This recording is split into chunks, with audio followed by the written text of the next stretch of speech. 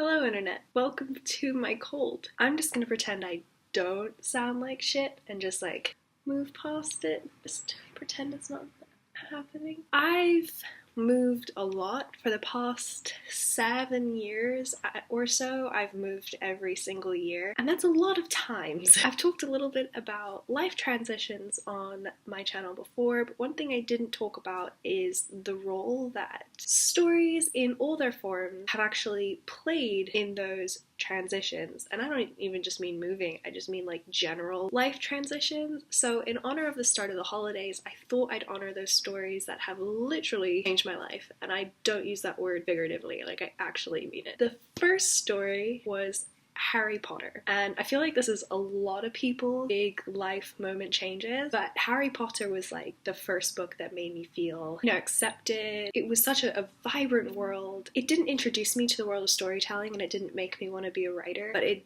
definitely changed my entire view towards the types of stories that could be told. It made me feel like I had a friend in book form. The films were great. I related so much to Hermione Granger that I idolized her. I've talked about that before.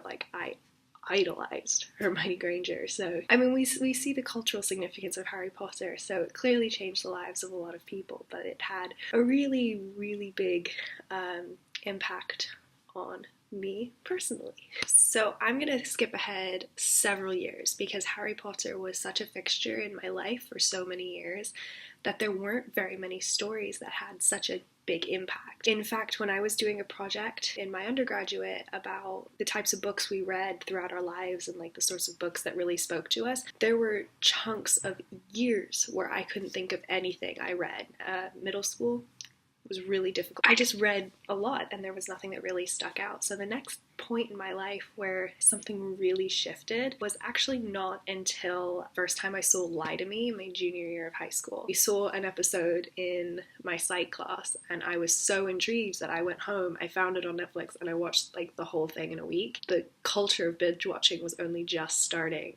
And so that obviously was my window into the Netflix world. And the next story that changed my life was actually the same year, and that was The Avengers. It was the first superhero movie I literally ever watched, and it really changed my attitude towards a lot of things that as a child I pushed away. My childhood feminism showed up in a way that I was going to reject anything for boys, so I didn't do anything with superheroes or dinosaurs or Pokemon, which in my mind was for boys, even though all the girls played it too. I don't know. The Avengers was the first time I realized that you can have superheroes, which I used to think were super dumb, and I realized they weren't super dumb, and it changed a lot of my views towards the types of stories I would be willing to engage myself in. I was not really into male protagonists except for Harry Potter for most of my life, and opening my world to superheroes, you can enjoy things outside of your comfort zone, and it actually really opened up my world of movie watching, and I wouldn't have found the vast majority of movies that I really like now if I hadn't gone and seen The Avengers that day. So thank you, creepy 16-year-old I had to babysit. That's a story. Skipping ahead another couple years, the next story that changed my life was the 2015 version of Cinderella. I've talked about this movie a couple of times on this channel. It's a movie I watch a lot when I'm feeling down. It makes me happy. It was the first movie I went to see on my own. I had this thing in my head that I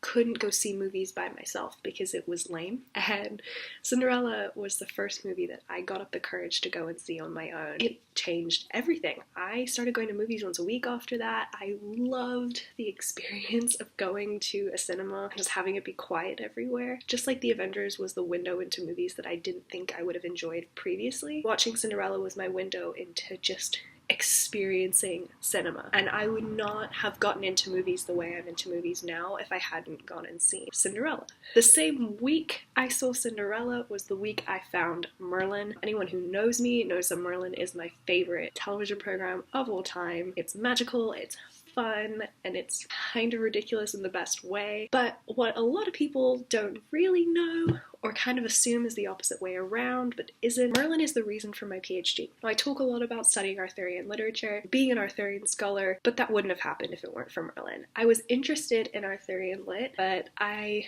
focused a lot of my medieval classes on King Arthur as a direct response to my interest in Merlin. My interest in King Arthur was increased as a direct result of watching Merlin. In studying that in my undergrad, I realized, oh, wow, this actually is really good. And went deeper into it in my master's degree, and now that's my focus of my PhD. I was interested in it, but it never would have been my future if it hadn't been for Merlin. I would have been lost at this point. Merlin is the reason I literally am where I am right now. I wouldn't be living in this house in this city if it weren't for Merlin. Merlin changed my life. Same year, fast forward a few months, a movie that changed my life was Spotlight. When I decided to go to the cinema once a week that summer, went to see a lot of blockbusters, but I was going to see movies enough and I enjoyed the Oscars that year I decided, let's watch some Oscar movies beforehand so you're not watching the Oscars and having no idea what's going on. I didn't watch all the movies nominated like I do now. I only saw the films I was interested in, and I came across the blurb for Spotlight and was like, oh,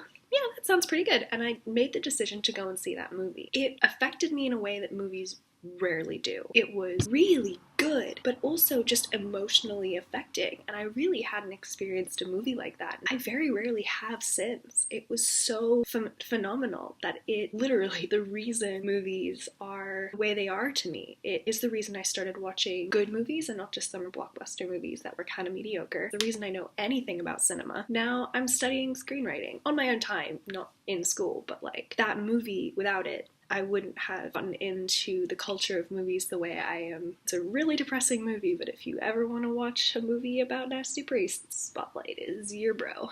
If you didn't notice by my quick narration, 3 of those stories actually all happened in 1 year. 2015, one of the years I considered most significant in my life. It changed a lot of my tastes. It changed the way that I think about things. I don't listen to the same music I used to. I don't watch the same TV shows I used to. I don't enjoy the same things I used to, purely because I got into this world of cinema, which is so strange to me. Like, I never thought that it would have that big of a domino effect, but it did. 2015 is like this turning point in my life. Hey, 2015. I'm so sick. I need to lie down. There have been a lot of stories that have affected me recently, but none that have really changed my life since 2015, except for one. It's a story that doesn't exist yet because it's my own WIP. Now, I know that sounds so self-indulgent, that something I'm writing changed my life, but it has. And it all comes down to my writing process and how I think about characters. I've talked a lot about how I use personality theory to build characters up because I can think of more realistic characters when I start from their decision-making processes and their cognitive development than I could just assigning personality traits to a blank sheet of paper. Exploring personality theory, I have